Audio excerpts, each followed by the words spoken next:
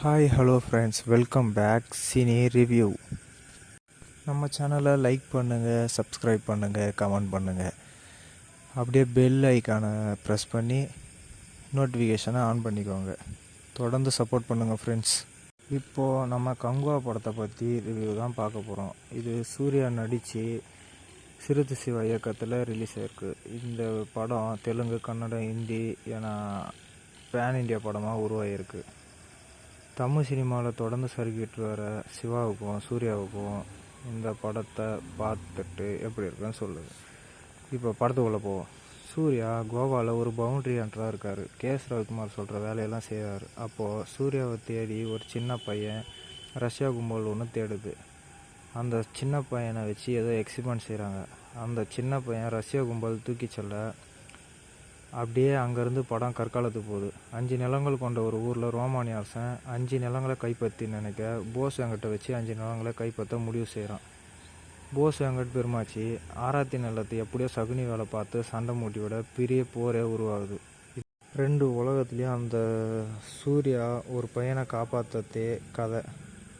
சிவா அதில் தன்னால் முடிஞ்ச அளவுக்கு பிரம்மாண்டத்தையும் ஃபேண்டஸியும் கையில் எடுத்துருக்காரு. இதில் சூர்யா ஒன்மேன் ஷோவாக மொத்த படத்தையும் தன் தோளில் சுமக்கிறாரு. ஃப்ரான்சிஸாக வர சூர்யா 20 நிமிஷம் கலகலப்பாக இருக்குது. ஆனால் மொத்த படத்துலையும் கங்குவா மிரட்டிகிட்டு இருக்காரு. அதிலும் கிளைமேக்ஸில் 6 பேக்கோடு வர சூர்யா சண்டை காட்சி பிரமிப்பு. படத்தோட நிகழ்காலம் மொத்தமாகவே 30 நிமிஷம் தான் வருது. படம் முழுவதும் கங்குவாவை நோக்கியே போகுது. தான் தண்டனை கொடுத்த நடராஜ் மகனை பொறுப்பேற்கிற சூர்யா நிகழ்காலத்தில் ஆராய்ச்சி கூடத்தில் தப்பிச்ச சிறுவனை காப்பாற்ற போதும் சூர்யா. இதில் கங்குவா உலகத்தை சிவா உருவாக்கிய விதம் மெய்சிலிருக்க வைக்குது.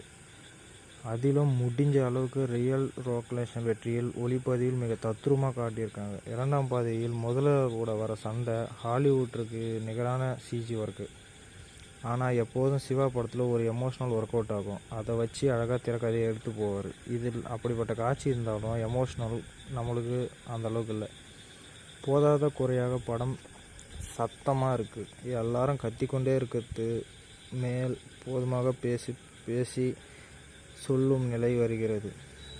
டிஎஸ்பி இசை, தலைவனோட பாடல் மிரட்டல், பின்னணி இசை கொஞ்சம் சத்தத்தை குறைச்சிருக்கலாம். கிளாப்ஸ்ன்னு பார்த்தீங்கன்னா சூர்யா அரக்கத்தனமான உழைப்பு.